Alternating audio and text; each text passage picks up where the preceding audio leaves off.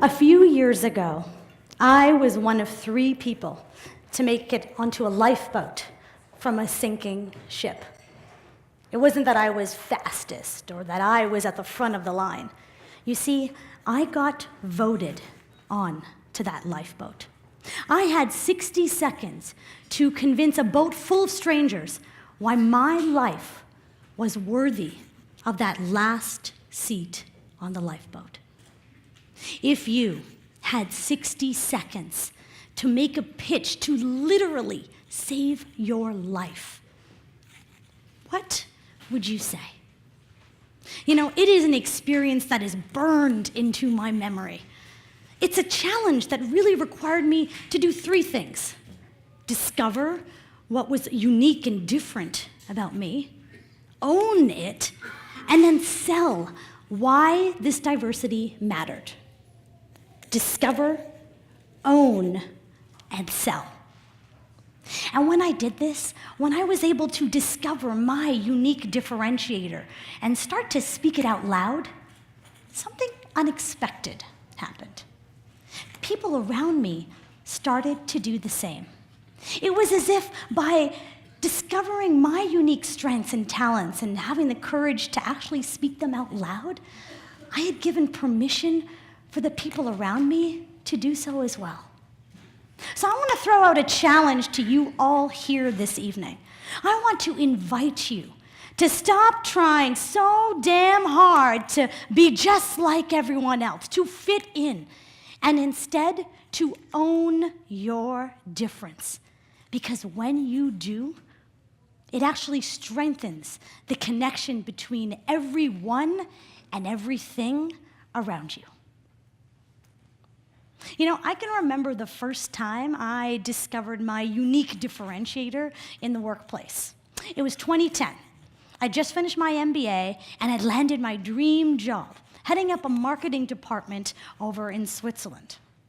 And a few weeks into the job, I was just getting my feet wet, but I was feeling kind of uneasy. And I realized I was the youngest, the only woman, the only visible minority, and the only North American on the entire pan-European team. And I didn't really anticipate it, but it was hard. It was so hard. I felt like I was constantly trying to find my footing, trying to find my place on the team, in the role, and in the region. I felt like I was always trying to be who they expected me to be, or who I assumed they wanted me to be. But most days I felt like I was leaving some of myself outside as I walked through the doors going into the office. I was masking, and I didn't even know it. But I'm resilient. I thought, I've moved across to a different continent. I gotta give this a good try. So I persevered. I kept going. And about 6 or 8 months down the road, I will never forget this, I was expanding my team. I'd just finished final round interviews, and I'd found my ideal candidate. I'd just given him a verbal job offer, and I could see the wheels were turning in his head. So we're packing up our things, and he's got 1 foot out the door when he stops, turns to me, and says, Tanya, I'll be honest with you. I've got a much better job offer already on the table. In fact, I'm scheduled to jump on a flight, go to New York, and sign the contract next week. So your job offer isn't that impressive. I didn't know where he was going with this at this point.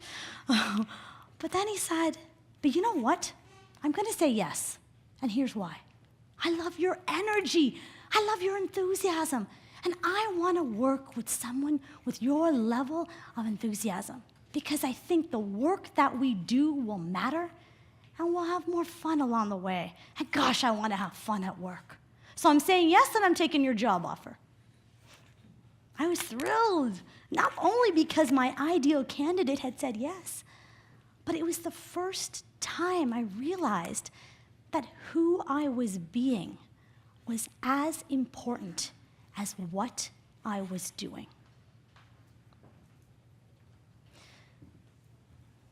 Who I was being was as important as what I was doing. And someone who knew me for a relatively short amount of time was able to pinpoint the unique value that I brought to the corporate table, to that boardroom table. In that moment, I made a decision. I chose to stop trying to be everything to everyone and instead harness my superpower. I brought that same level of energy and enthusiasm into brainstorming and team meetings. I brought that same level of energy and enthusiasm into client visits when we're trying to land new accounts. I brought that same level of energy and enthusiasm into internal presentations when we were trying to get the resources to take ideas from R&D right through product launch. And you know what? I started to feel like myself again. I started to feel more connected to the work that I was doing and to the people around me. And I was gaining voice and visibility like never before. And my outcomes in each of these areas were better. I was able to bring fresh ideas and new perspectives when I unlocked all of me and brought that girl to work. Your unique value determines your destiny. And the strengths and lessons from the life experience that you have, well, they are the secret sauce to help you perform at an epic level.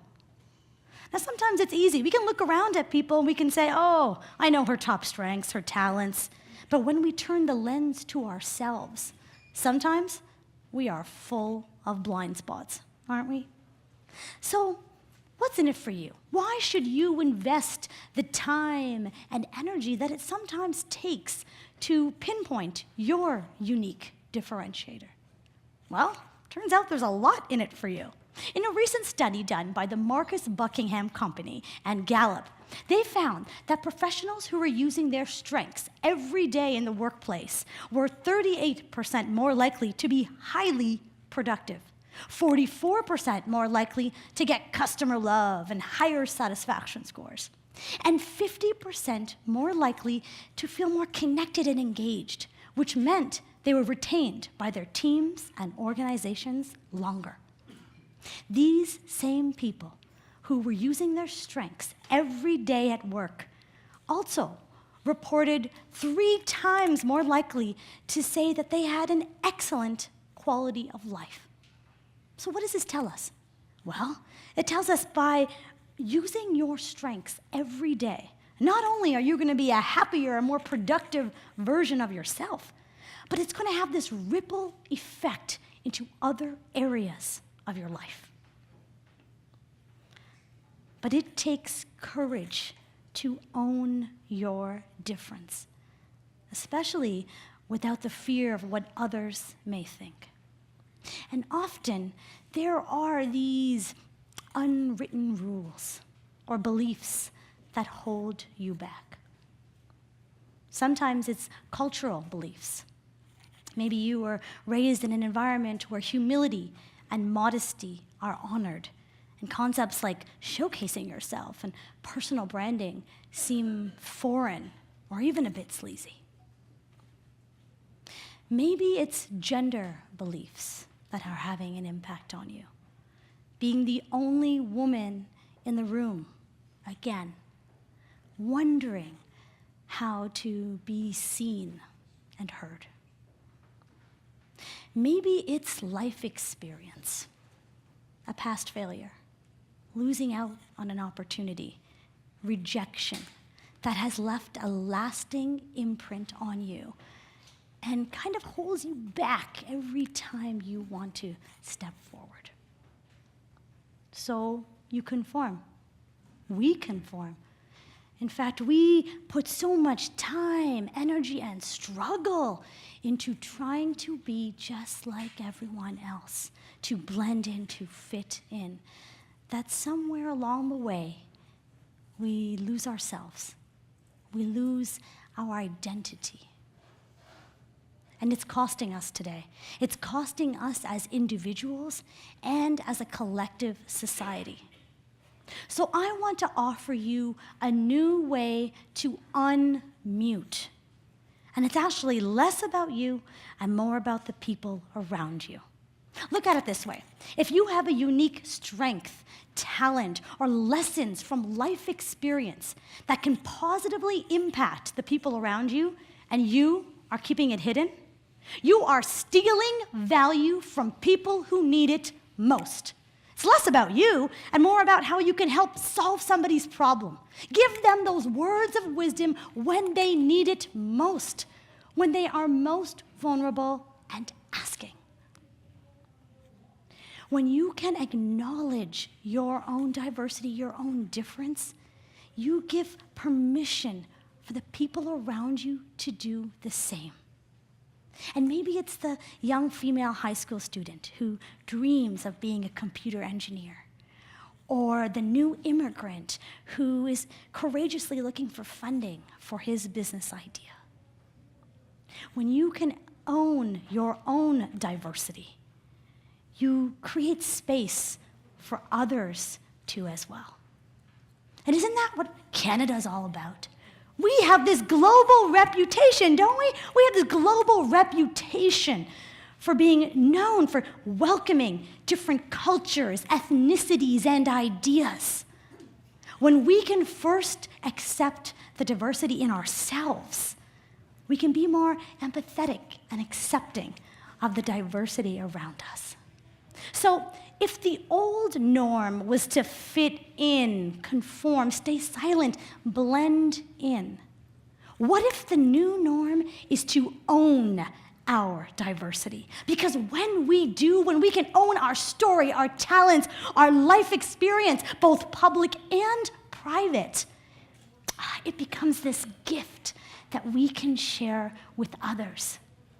And actually a really powerful way to connect with the people around us. There are opportunities to discover, own, and sell your diversity every day. Maybe it's the performance review that you have coming up at the office, or an evening like tonight where you're introducing yourself to strangers at a networking event, or even during a leadership simulation exercise when you've got to convince a classroom of participants of why your life is worthy of the last seat on the lifeboat. How long will you wait? If there's one seat here left on the lifeboat beside me, it has got to be you there. So take the Canadian politeness and chuck it out the window, because there is too much at stake here. Otherwise, you risk going down in a sinking ship and leaving 3 seats empty on a lifeboat. When your moment comes, be ready. Be courageous enough to discover your difference. Own your awesomeness and sell it. Because if you won't, who will?